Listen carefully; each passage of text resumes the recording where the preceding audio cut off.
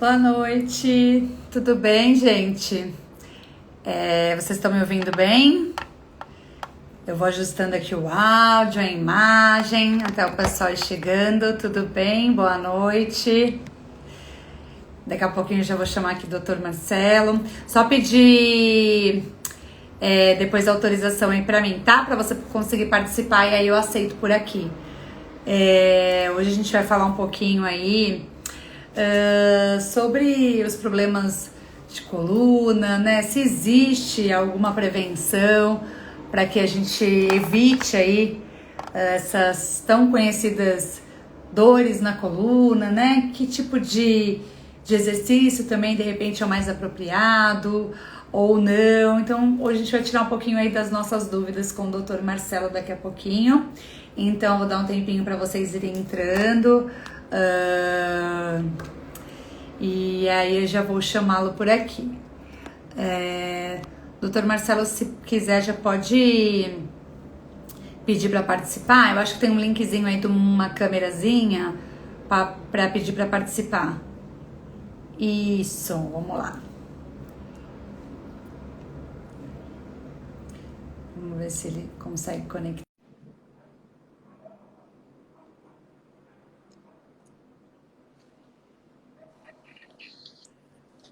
Olá, tudo bem? Tudo bem? Como vai, Tatiana? Boa noite. Tudo jóia, tudo ótimo. E você? Tudo bem também.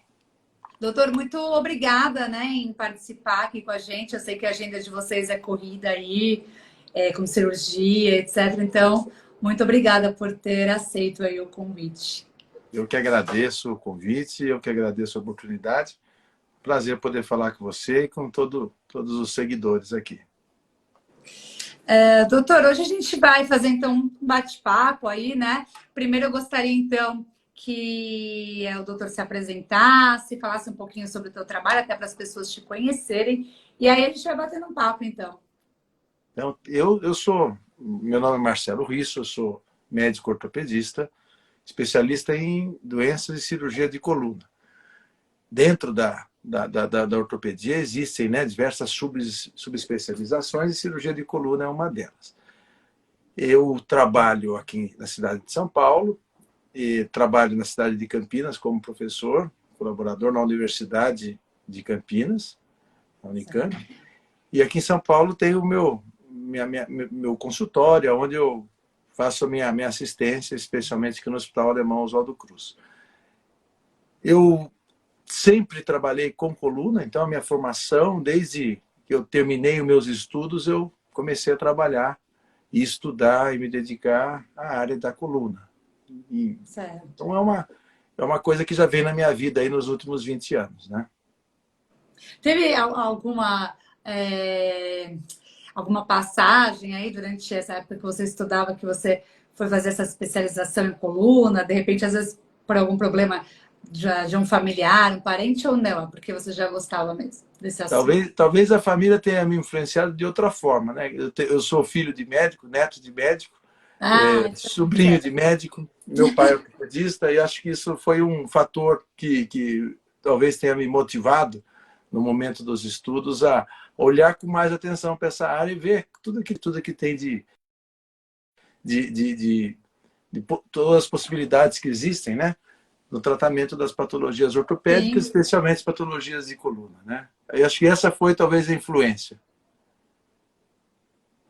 E, doutor, falando em coluna, assim, acho que as pessoas têm muitas dúvidas também, né? Porque é muito comum eu que atendo em academia, por exemplo, eu não vou fazer exercício, eu não posso fazer atividade física porque eu tenho dores nas costas, dores, né, na coluna. E aí, muitas das vezes, não é só o que a pessoa imagina, né? Mas às vezes ela sente essas dores até pela falta do exercício também, né? Então, de ficar muito tempo ali, daí, de repente, na mesma posição, com aquela postura do home office ali, né? Trabalhando 10 horas por dia sentado, às vezes não levanta nem para conseguir, muitas das vezes, ir ao banheiro. Eu ouço muito relato de paciente que fala sobre isso. E aí vem, né, essas dores. Então, assim, acho que é interessante a gente falar um pouquinho também sobre isso, né? O quanto é importante a gente pensar na prevenção, né? Para você não ir para um caso, de repente, para uma cirurgia, né, a longo prazo. Então, assim, começando até da pandemia e desse home office, como que ficou isso, assim, doutor? Tem aumentado mesmo esse número de pessoas aí com dores nas costas?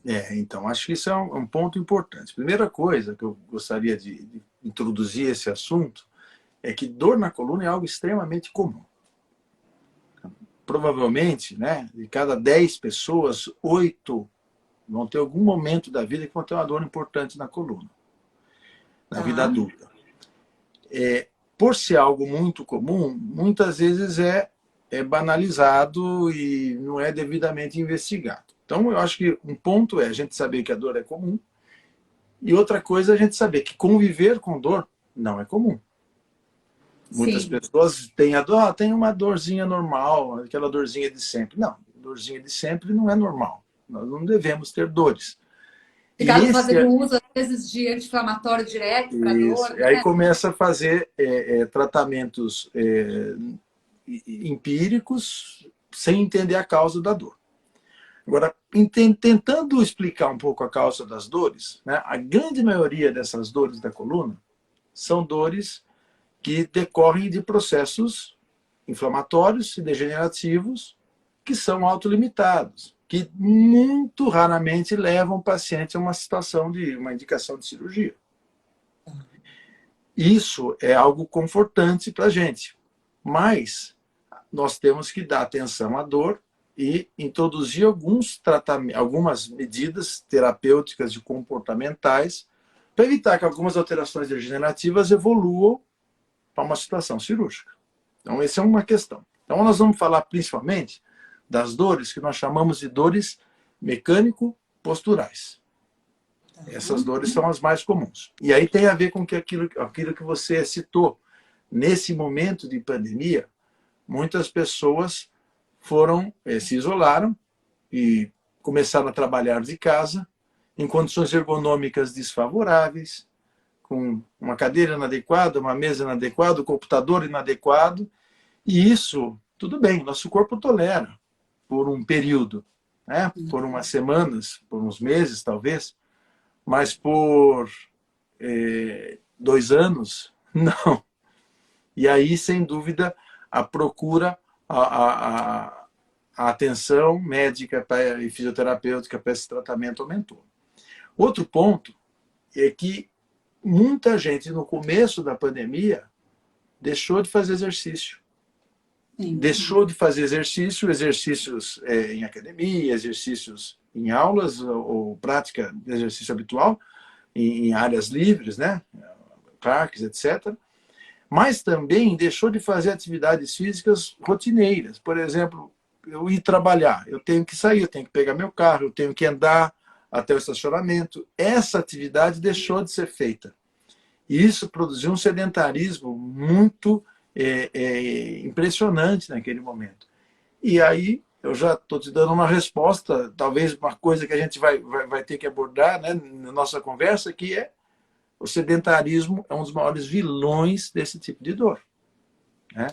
E aí, com isso, né, doutora, a gente acaba vendo muito nesse sedentarismo a obesidade também, né, que tem aumentado. E aí, esse sobrepeso, né, esse peso a mais também para o corpo, a pessoa acaba sentindo, né, essa dor toda aí na parte da musculatura em si, né? A perda da massa magra, perda da musculatura, perda do tônus muscular.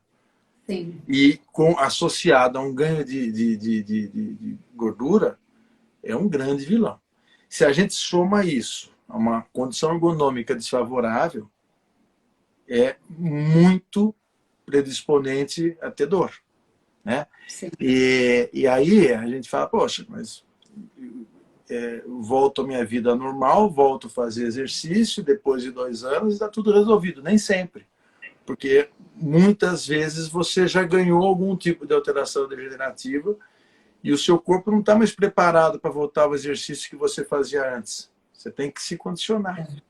Você tem que se preparar para voltar no exercício de uma forma escalonada, de uma forma saudável e que seja... Aí não é só voltar, né? Que a pessoa volta com tudo, aí ela vai sofrer algum tipo de lesão, né? Exatamente. O corpo tem que assimilar, né? esse processo de retorno. E isso é muito importante, né? Mas você falou uma coisa, quer dizer, da sua experiência em academia. Tem gente que fica pensando assim, vou esperar a dor passar, porque quando a dor passar eu vou fazer exercício. E isso nem sempre é o raciocínio lógico, né? É óbvio que existem dores e dores, mas falando em linhas gerais, essas dores que eu me referi, que são as mecânicos posturais, e que são as mais comuns, se você ficar sentado esperando ela passar, ela não vai passar. E você nunca vai fazer exercício. Então, existe algum momento que você tem que vencer uma barreira. Sim. E essa barreira implica, muitas vezes, em necessitar de alguma medicação, de um pouco de fisioterapia, para te permitir voltar à atividade. E aí sim, a manutenção vai vindo da atividade física saudável, né? Acho que isso é uma dica importante. Sim, sim. Estão até perguntando aqui, né? Então, qual que é a solução, né? Para melhorar essas dores, eu acho que a pessoa está perguntando. Mas é exatamente isso, né? Então, a gente não ficar parado totalmente, né? Eu acho que o sedentarismo, uma coisa vai levando a outra, né? Então, a pessoa vai ficando mais parada, vai ganhando peso também, porque a gente tem ali a questão do déficit calórico, né? Então, a pessoa acaba ingerindo mais do que ela gasta, ela vai ganhar peso. Ganhando peso, ela ganha gordura, a perda da massa muscular, então uma coisa vai puxando a outra, né? E aí quando ela vê, ela tá num estado que realmente em um ano ela acabou aí piorando, né? O quadro clínico dela. E aí veja como isso se soma nesse ciclo vicioso. Aí ela começa a ter dor. E ela tem dor, ela acha que ela tem que ficar mais parada até a dor passar. E isso Exato. Aumenta esse processo metabólico de ganho de massa gorda, de perda de massa magra, a dor não vai passar. Então, temos que encerrar esse ciclo em algum ponto. E esse ponto, muitas vezes, requer uma intervenção. Uma intervenção, normalmente, de fisioterapia, de medicamento, que permite a pessoa ter um alívio e retomar as atividades e aí reverter o ciclo. Doutor, tem algum tipo de assim, doença mais específica da coluna? Por exemplo, às vezes as pessoas falam muito na hérnia de disco, enfim. Existe alguma questão mais específica, então, que aí fala, não, é bom ter o acompanhamento médico e evitar o exercício, que de repente realmente pode agravar a situação desse paciente? Então, veja, a hérnia de disco é uma das possibilidades de evolução da doença degenerativa da coluna. Tá. Muita gente, quando a gente fala a palavra hérnia de disco numa roda de amigos, muita gente fala, eu tenho hérnia, o outro também tem, a minha mãe tem, meu pai tem.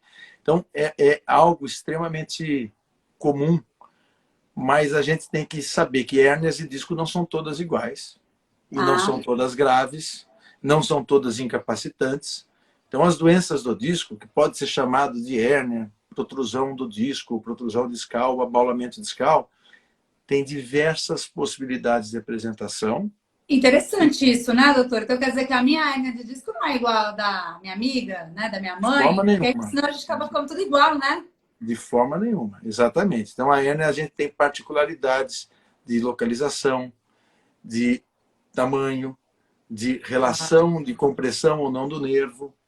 E isso é muito particular. Se a gente for somar variáveis que podem ter uma hérnia de disco, uma doença do disco, nós temos infinitas, sei lá, 1000 possibilidades. Então, não é igual. Então, esse é o primeiro ponto que a gente tem que colocar. Segundo, é bastante comum. E desses casos, né, mais ou menos 5% vão chegar no estágio que precisa de cirurgia. Tá? Então, é a minoria. Isso aí é uma coisa clara, minoria. Esses pacientes que precisam de cirurgia são pacientes que, em geral, têm hérnias que provocam uma dor que é incapacitante, ou uma dor que não é completamente incapacitante, mas ela é persistente, uma dor que não responde a outras medidas de tratamento.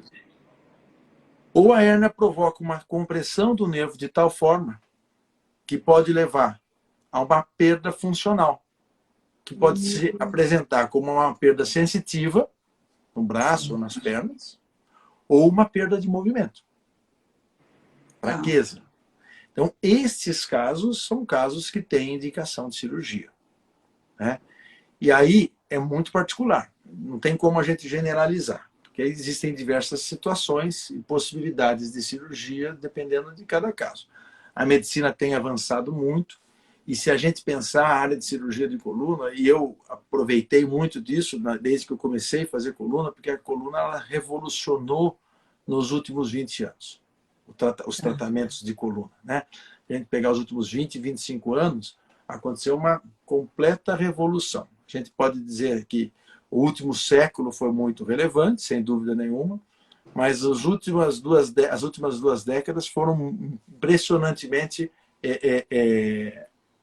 relacionadas com avanços tecnológicos, avanços diagnósticos, tratamentos mais específicos, tratamentos menos invasivos. Então, existem hérnias, por exemplo, que nós conseguimos fazer cirurgias com pequenas incisões, com vídeo, com endoscopia e retirar um fragmento. Existem hérnias que não, que precisa fazer uma cirurgia mais agressiva, tem que fazer fixação, tem que fazer cirurgia aberta. Então, eu repito, isso é particular, caso a caso, né? Às vezes tem pacientes que chegam no consultório e já viram na internet alguma indicação, alguma cirurgia, e falam, eu quero operar daquele jeito. Mas nem sempre é possível, né? Cada pé tem o seu calçado. Então, nós temos que se tratando de coluna, é igual, né, doutor? Cada um é um indivíduo, então, se tratando, né, de cada pessoa, é óbvio que vai ser diferente, não dá para generalizar, né? E tem muitas opções. Doutor, eu estou lendo aqui que a pessoa escreveu que ela está com dores na nuca, infecção na cervical. Pode ocorrer essas dores? Na nuca existem dores na nuca, que a nucalgia, o nome que a gente dá, né, é um tipo de dor cervical mais alta, que pode estar relacionada à doença degenerativa da coluna, não necessariamente à hérnia de disco, né, e pode estar relacionada muito à alteração da articulação do crânio com a coluna cervical. Ali tem um conjunto de nervos, né, que dão essa sensibilidade, tem inserção de vários músculos que sustentam a cabeça, e isso pode dar dor na nuca. Agora, essa região da cervical agora aqui, né, doutora, que essa questão também toda de a gente estar aí com o celular, né, o tempo todo, o pescoço assim, a gente também tem uma tendência a tensionar essa região, né? Você vê que eu tenho visto pacientes jovens, eu não tinha muito pacientes jovens no meu consultório com dor. O jovem que me procurava queria mais indicação de exercício. Hoje não, pessoas muito jovens, 18 anos ou menos, com dor cervical. Isso tem a ver com a questão postural.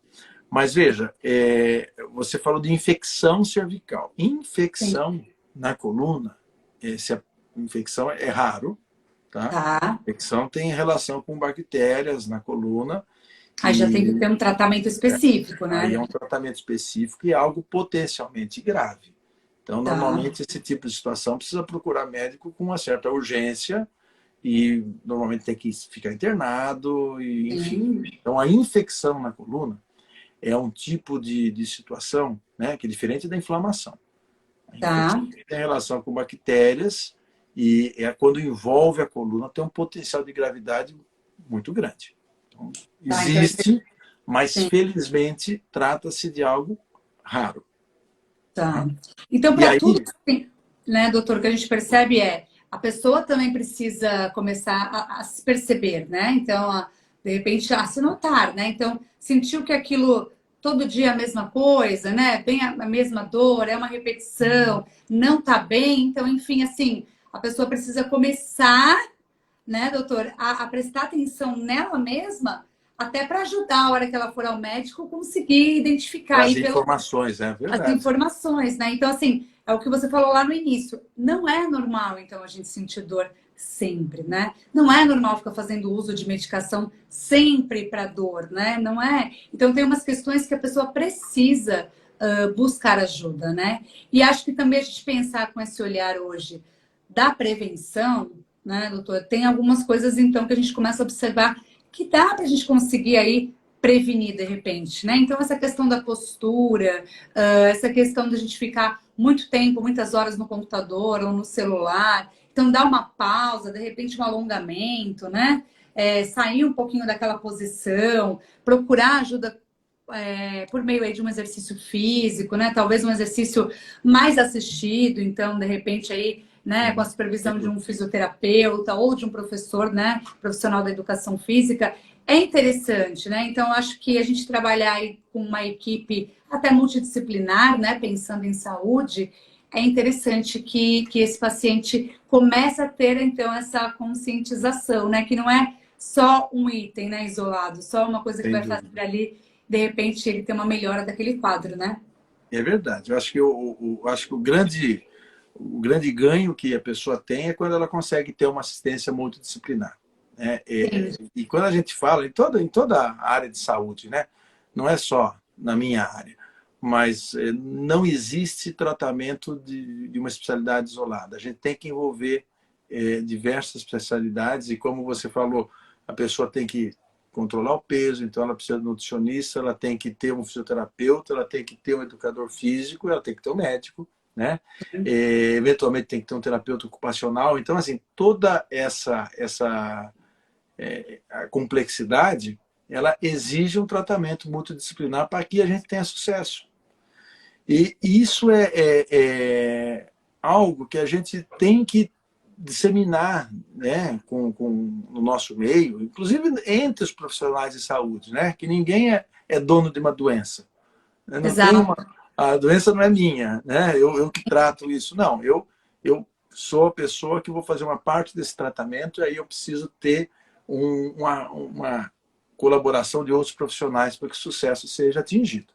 Eu acho que isso é fundamental que você está colocando. Exatamente. E aí entra também, né, doutora, de repente, não sei se a área médica, vocês também trabalham mais com isso na ortopedia, mas a parte da suplementação, né, da gente pensar aí nessa manutenção da massa muscular, pensando aí a longo prazo, né, desse paciente também. Porque a gente sabe que com a idade o indivíduo acaba perdendo massa muscular, isso é natural da idade. E aí a gente tem aí o idoso, por exemplo, que acaba até morrendo em decorrência de queda mesmo, né? A musculatura, o indivíduo começa a ter sarcopenia, né? Então já tem uma perda maior aí de função mesmo, né? De membros inferiores. Então a gente começar a pensar nisso, de repente ali aos 40 anos, também seria um grande ganho, né? Pensando nisso a longo prazo também, né? Porque aí o indivíduo chega aos 60, 70 anos buscando ajuda médica, muitas das vezes aí com problemas, né, de dores articulares, problemas na coluna, que aí se ele procurasse lá atrás, de repente, né, com uma alimentação, uma suplementação, também ajuda, né? Então, é isso que você falou, a gente precisa pensar um todo, né, nessa equipe médica e trabalhar esse paciente como um todo, mas isso a pessoa precisa começar a pensar também quando ela é jovem, né? Então, a parte do exercício físico, da alimentação e de se cuidar. Eu acho que um ponto que você falou, quer dizer, a coluna do idoso, né, hoje se vive mais. Então, a medicina trouxe um avanço, né, nesse último século aí, a gente tem muitas pessoas que passam dos 90 anos. Isso era absolutamente incomum. Se a gente Sim. pensar 100 anos atrás, era totalmente incomum passar de 75 anos. Sim. Né? E hoje não, nós temos uma longevidade maior. A longevidade maior proporciona a oportunidade de um desgaste maior na coluna. Então, Exatamente. esse é um ponto. Então, as doenças degenerativas, elas são mais comuns no indivíduo mais idoso. Isso é um ponto. O segundo ponto que você tocou é que é natural, com o envelhecimento, nós desenvolvemos uma perda da massa óssea e da massa muscular. Então, a osteopenia ou osteoporose e a sarcopenia. E é fundamental no idoso, e eu faço muito com meus pacientes idosos, quer dizer, passar um processo de reabilitação muscular, de treinamento de equilíbrio, porque a queda no idoso ela pode ser fatal. Sim. Né? Se não levar à morte, pode levar a uma incapacidade muito grave. E quando a gente fala de dor na coluna, a gente falou aqui de diversos aspectos da dor da coluna, muito relacionado ao jovem, mas existem dores que são potencialmente graves e que não estão relacionadas a processo degenerativo ou postural, como nós dissemos. Mas no idoso tem a dor relacionada à fratura, que é muito comum e que pode ser espontânea. A fratura da coluna no idoso, ela não precisa de um acidente grave para acontecer. Ela pode estar relacionada a um momento que ele sentou num sofá de uma maneira muito rápida e ele fraturou a coluna. Existem fraturas espontâneas. Então, dor na coluna no idoso, em pessoas com osteoporose, né, elas têm que ter uma abordagem diferente. Elas têm mais urgência de ser investigadas, elas têm que ter mais atenção, nós temos que ser mais invasivos na investigação, usar mais exames de imagem para ter mais assertividade, mais conclusão na causa. E isso é um ponto importantíssimo. Então, eu acho que o idoso ele tem que ter uma atenção especial. A prevenção nessa idade, quando a gente começa a envelhecer, que a partir dos 30 anos, 40 anos, ela é fundamental. Isso não só na coluna, mas em todas as áreas, né? Na área cardiológica, principalmente, se fala muito, né? Você ter uma dieta adequada, hábitos saudáveis de vida.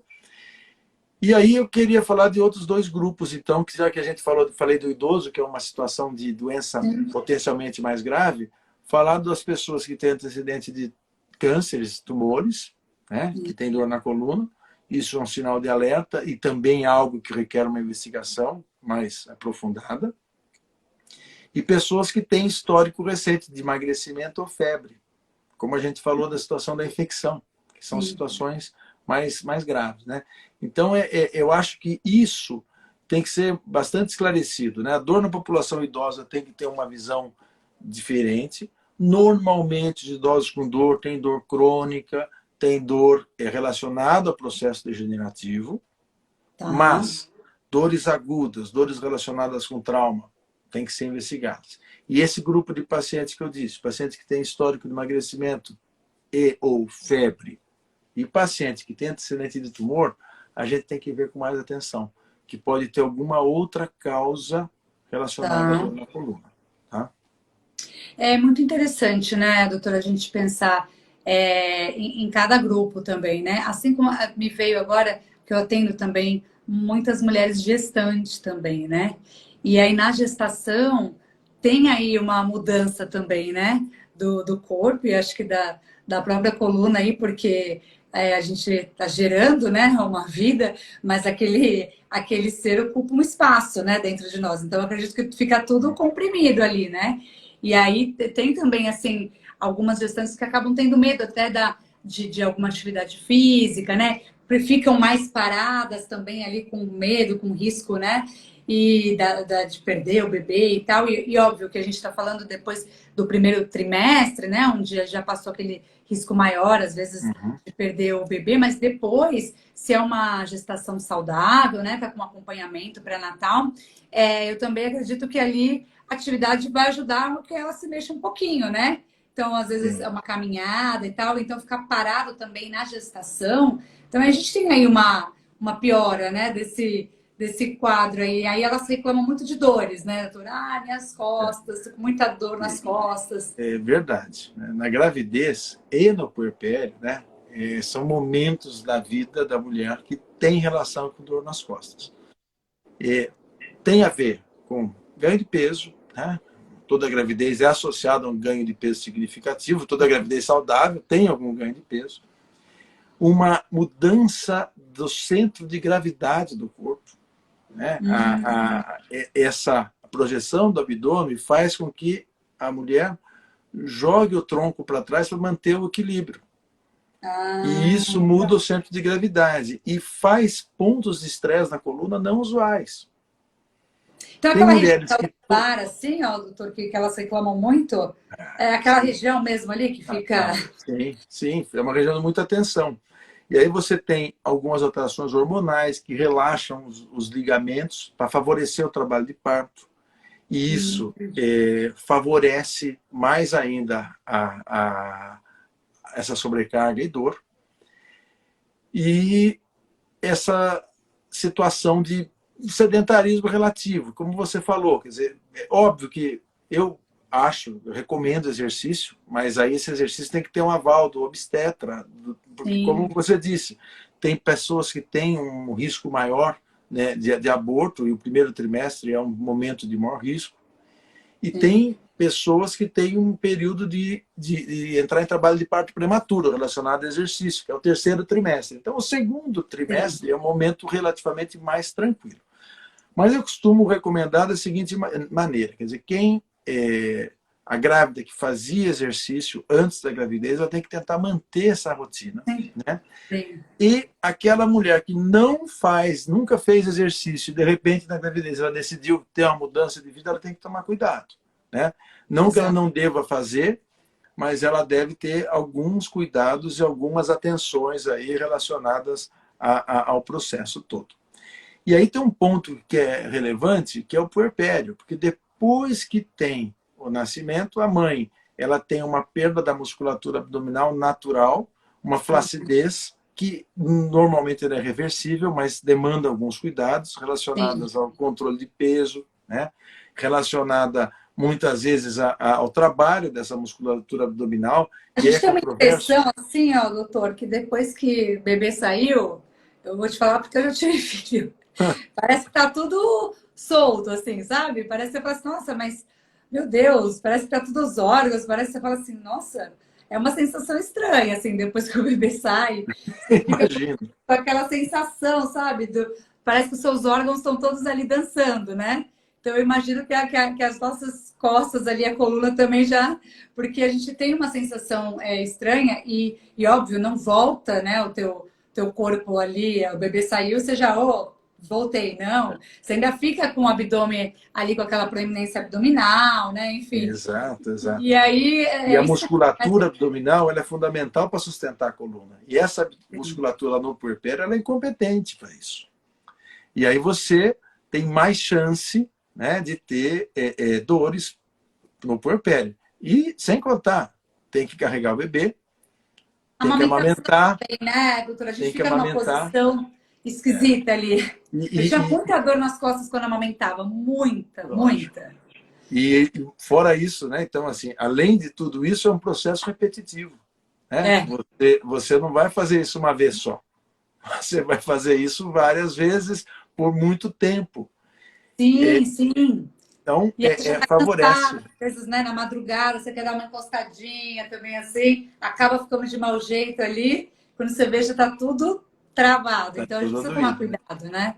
E tem um outro detalhe, né? Quando eu recebo pacientes grávidas ou no puerpério no consultório, muitos remédios não podem, a maioria dos remédios não podem ser usados. Exatamente. É um Então, período. a gente fica numa situação de mãos atadas, né? Porque se é uma pessoa que não está amamentando ou que não está grávida, tem um arsenal de medicações para controlar a dor muito grande. Mas E aí já nesse limita. grupo de pacientes, não. Então, eu tenho que ter um cuidado muito especial, e aí a gente tem que ter essa abordagem postural, comportamental, ergonômica e atividade física. Senão, não tem sucesso. Olha, doutora, eu vou te falar assim que uma atividade física que eu gostei muito de fazer quando eu tinha essas dores era o Pilates, né? Eu acho que ele ajuda bastante nesse momento, assim, né? Não tem tanto impacto. Eu acho que o trabalho ali com as molas que a gente tem é bem interessante até para esse processo de dor para a coluna. Eu acho que é um exercício bem interessante mesmo, sabe? Que a gente às vezes acaba não dando nada ali e falar, ah, imagina, né? Ficar ali Pilates, fazendo. Pilates é um exercício bem completo, né? É bem completo, é bem assistido. Eu gosto muito, recomendo muito para os pacientes. E eu acho que ele traz ganhos em todas as fases do tratamento da doença da coluna, tá? E pode ser pode ser associado com outras atividades, né? Mas é importante a gente lembrar, né? E como você falou da gravidez, a mulher depois que tem o bebê, ela não tem repouso, né? E Não, isso a gente tem que equilibrar também, porque às não vezes a tem. pessoa fala assim, Não tem não, eu quero. sono, né, doutor? Não tem sono, não tem sono, não tem um momento assim de ficar deitada 8 horas seguidas. Não tem Sim. jeito, né? E essa situação, né, às vezes associada a muito exercício, também não é bom. Então, tem que tentar atingir um equilíbrio adequado nesse contexto, né, para Sim, oferecer sim. uma atividade física de uma forma regular e um repouso dentro daquilo que é possível nessa fase. Sim, exatamente. Até porque, assim, a gravidez, né? Acho que é um período da fase ali da vida da mulher que é transitório, é passageiro, né? Então, depois a mulher vai ali automaticamente amamentando, você já perde peso, né? Já vai voltando ali gradativamente as suas atividades de rotina, né? O bebê também vai mudando de fase, vai crescendo, né? Então, ali vai passando, né? Eu acho que é diferente, por exemplo, de uma mulher que entra na menopausa, né, doutor? E aí ela perde o hormônio, e aí com isso ela vai tendo o quê? Aí eu sinto assim, um agravamento, às vezes, né? Uma piora do quadro dela ali de massa óssea, de musculatura. Então a mulher já vai reclamando mais assim, ah, eu não tinha esse abdômen, né? Tão assim, proeminente, agora tô ficando com uma região aqui visceral com mais gordura, eu ouço muito isso, né? Então, assim, parece que a musculatura tá mudando, assim, então o corpo era de um jeito e começou a ficar de outro. Isso também devido à queda do hormônio. E aí, para a parte de dores, né? Das chamadas artrites, artrose, que a mulher começa a sentir muita dor, mesmo dor na coluna, eu acho que acaba propiciando esse momento aí da menopausa, né, doutora? Eu observo muito isso em É consultório, uma fase. que elas acabam reclamando bastante, assim, ah, agora parece que dói tudo, entrei na menopausa e eu tô com muita dor, né? Então, assim, porque o corpo realmente, a composição corporal, ela muda, né? Não tem jeito. Ela vai mudando mesmo em decorrência aí da queda, tá? Que a gente tem aí do estrogênio também, né? Isso é fatal, não tem jeito. Quer dizer, é uma fase da vida que a mulher tem que ter muita atenção, e como a gente falou antes, quem poupou mais, quem fez mais reserva, sofre menos. Mas é inevitável, né, depois dessa fase da menopausa, uma perda muscular muito significativa, uma concentração de gordura abdominal e uma perda natural da massa óssea. Então, é uma condição que nós temos que estar alertas, né? E todo profissional de saúde tem que alertar as pacientes, né? Hoje em dia, assim, o ginecologista que cuida da mulher, faz um acompanhamento rotineiro, é uma pessoa responsável por isso, são os médicos que têm mais envolvimento nesse momento e tem essa atenção. Mas não só eles, acho que todo profissional de saúde tem que ter esse conhecimento e tem que dar esse alerta no momento oportuno, né? Sim. Porque recuperar depois é mais difícil. Para o homem acaba sendo mais fácil até, né, doutora, essa parte aí O homem também da tem massa queda muscular, hormonal, né?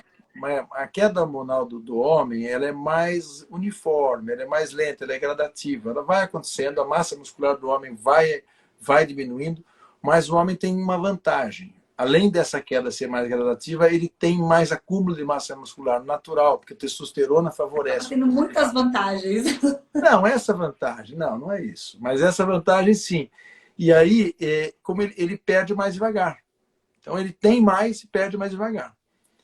Essa queda abrupta do estrógeno favorece a perda. Então, a mulher tem que ter uma atenção especial, sem dúvida nenhuma. Mas o homem também tem que se cuidar. E o homem tem um outro agravante na saúde. O homem não tem o cuidado que a mulher tem. O É homem, quando verdade. ele chega no médico, ele já está numa situação aí que não tem mais o que fazer, muitas vezes, É né? o tal da prevenção, é porque as mulheres já são, né? Já vão mais ao médico, já faz mais exames, em decorrência, todo ano tem exame para fazer. O homem acaba não Não tem. procurando, né, doutor? Ele só vai procurar mesmo se ele estiver sentindo algum Na sintoma ali meio necessidade grave. extrema. E isso é ruim, né? Isso é Sim. extremamente ruim. E aí, doutora, eu estava até pensando em decorrência, por exemplo, a gente manter, né? Fala muito em massa muscular, e aí eu vejo muito isso, o pessoal fazendo exercício físico, e só a parte do aeróbico, aeróbico, aeróbico, aeróbico, né? Então, assim, aí o pessoal gosta de aula de spinning, esteira, corrida, mas a gente precisa também se preocupar ali com um exercício que acho que é um dos mais interessantes, que é o de resistência, né? Que é a musculação. Que para a gente ter esse ganho aí nessa parte da musculatura, né? De resistência, até pensando aí futuramente, a gente precisaria aí pensar então um pouquinho mais em fazer, de repente, se não o Pilates, mas um exercício na academia que fosse mais aí de força, né? Então eu vejo que muitas pessoas às vezes têm resistência, né? Nesse tipo de exercício. Ah, não, eu não. Mulheres eu ouço muito assim, ah, não quero fazer musculação, eu não gosto, eu prefiro só o cardio, cardio. E aí a gente tem no exercício só de cardio, só de aeróbico, também essa perda aí, né? Às vezes, muitas das vezes de massa muscular, até porque às vezes a pessoa não se alimenta adequadamente, aí faz muito exercício, enfim. E aí o corpo acaba utilizando até massa muscular para fazer energia ali mesmo, né? Então, eu acho que isso é uma preocupação e eu acho interessante quando até vem de algum médico que eles vêm falando, não, preciso fazer a musculação. Não, isso é fundamental, equilibrar o tipo de exercício, né? De fato, o exercício para a coluna, que da sustentação, especialmente da musculatura abdominal, são exercícios anaeróbicos. O exercício aeróbico, acho que ele tem que estar presente na atividade física, né? Sempre. Mas o exercício de musculação, ele traz grandes vantagens. E eu falo muito para idoso. O paciente idoso, para evitar queda, ele tem que ter equilíbrio, ele tem que ter uma série mas ele tem que ter massa muscular na perna. Uhum, Ele não sim, tem, né? E a gente vê muito paciente idoso, né? Que você olha, a perna é fraca, porque é fina, porque ele não tem massa nenhuma mais. Então exatamente. é fundamental a gente ter uma massa muscular adequada para sustentar bem a coluna e no idoso, para evitar queda, para trabalhar muita massa muscular de membro inferior. Isso não vem de exercício aeróbico, né? De jeito nenhum. É, a gente vê também muito idoso já na hidroginástica, né, doutor? Que às vezes assim, são casos, eu acho que aí para quem não pode muito com impacto, né? Então, que já tem aí uma recomendação médica. Mas o importante, eu acho que é sempre a pessoa pensar que ela precisa se mexer ali um pouquinho, né? Se manter ativo, né? Então, independente talvez ali da atividade que você vai fazer, mas fazer algum tipo de atividade, né? Isso é importante. Eu acho que ficar parado é o maior veneno. Então, a gente tem que pensar nisso. Ficar parado não é bom para a saúde como um todo, e como nós estamos falando de coluna, para a coluna eu garanto que é péssimo. Então, acho que a gente tem que estimular as pessoas a ter uma atividade regular, uma atividade equilibrada, né? E precoce. Não adianta também chegar um momento da vida que a pessoa fala, agora eu vou fazer toda a atividade que eu não fiz, vou começar com 70 anos a fazer, porque não que não deva fazer, mas não vai conseguir ter o mesmo resultado de quem se educou nessa linha, né? E, doutor, é verdade, né? Eu recebi até uma pergunta lá no meu Instagram perguntando se é verdade que com a idade a gente vai diminuindo o É verdade. tamanho. É Então, a gente vai verdade. existe um encurtamento, é isso? Da coluna mesmo? Na verdade, assim, a nossa altura, né, o que dá a nossa estatura, tem a ver com os ossos e tem a ver com as cartilagens. Tá, E quando a gente imagina na coluna vertebral, nós temos os discos intervertebrais que estão entre as vértebras, né? Então, tá. na coluna lombar são 5 discos, na torácica são 12 discos, na cervical são 6 discos. Esses discos, naturalmente, eles vão desidratando e Hum, eles vão perdendo altura. A gente perde altura ao longo do dia. Se você pegar uma pessoa jovem, saudável, e medir ela de manhã, ela vai ter uma altura. Se você medir à tarde, ela vai ter outra altura. Tá? Porque o disco ele curioso. funciona igual uma esponja, e ele vai perdendo água ao longo do dia Sim, e a gente perde um pouco de estatura ao longo do dia. Isso é normal. olha só, eu não sabia. Mas Muito... quando a pessoa fica com mais idade, o disco perde essa capacidade de absorver água. E aí ele fica mais seco, vai perdendo altura e é normal. Não? Você pega uma pessoa de 1,70 m na juventude, de repente ela chega lá com seus 70 anos com 1,65 m, é normal. Nossa, Existe um bastante. outro fator que pode favorecer perder a altura, que são as fraturas por osteoporose. Então as vértebras, elas podem, como eu disse, que tem aquelas fraturas imperceptíveis, as fraturas que são não relacionadas a trauma, e as vértebras vão perdendo altura.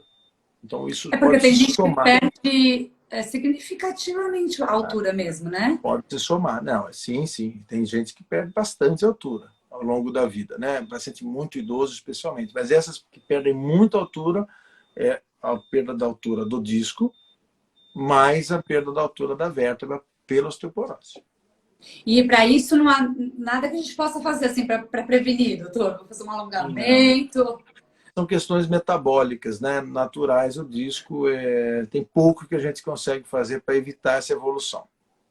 Né? E ficar, então, assim, mais além de tratar a osteoporose. Na vida não fica, né, doutor? Nunca vi. Mas tem gente que me pede, né? Não que vai te aumentar um pouquinho, né? Não tem jeito. No jovem pode acontecer, né? É isso aí que eu falei. Ao longo do dia, a estatura pode mudar 1 centímetro, até 2 centímetros de pessoas mais altas, relacionadas à hidratação do disco.